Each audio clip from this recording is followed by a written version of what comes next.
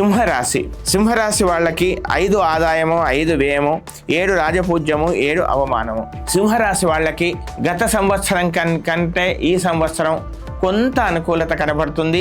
విదేశీ యోగాలకి, విదేశీ ప్రయాణాలకి చేసేటువంటి ప్రయత్నాలు కొంతవరకు సఫలమయ్యే అవకాశాలు కనబడుతున్నాయి. కొంతవరకు సఫలం అంటే 1-2 సార్లు ప్రయత్నం చేయాల్సి రావటం, కొంత ప్రయాస చేత పనులు పూర్తయ్యేటువంటి అవకాశం ఈ సంవత్సరం కనబడుతుంది.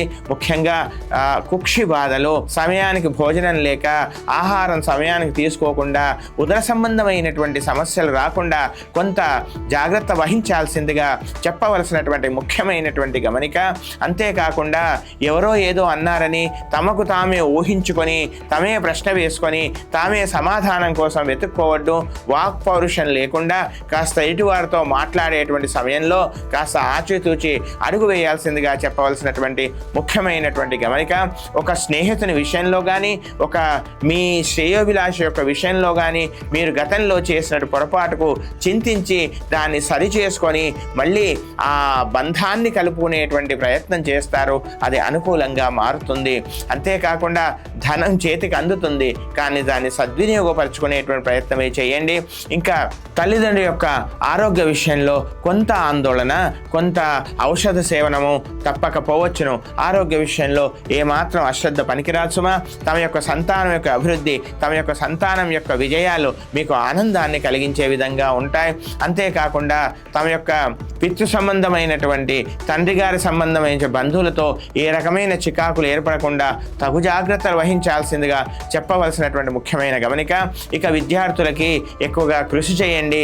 చక్కని ఫలితాలు మీకున్నాయి. చక్కని స్నేహధర్మంలో మాత్రం చెడు స్నేహాలు కాకుండా, తప్పుడు స్నేహాలు కాకుండా తగు జాగ్రత్తగా ఉండాల్సిందిగా చెప్పవలసినటువంటి ముఖ్యమైనటువంటి గమనిక. చెప్పుడు మాటలు మాత్రం వినకూడదు. పోటీ పరీక్షల్లో చక్కని విజయాన్ని సాధిస్తారు.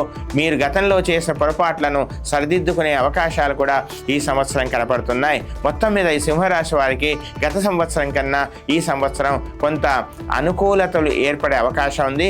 ఆరోగ్య విషయంలో అశ్రద్ధ మాత్రం చేయరాదు.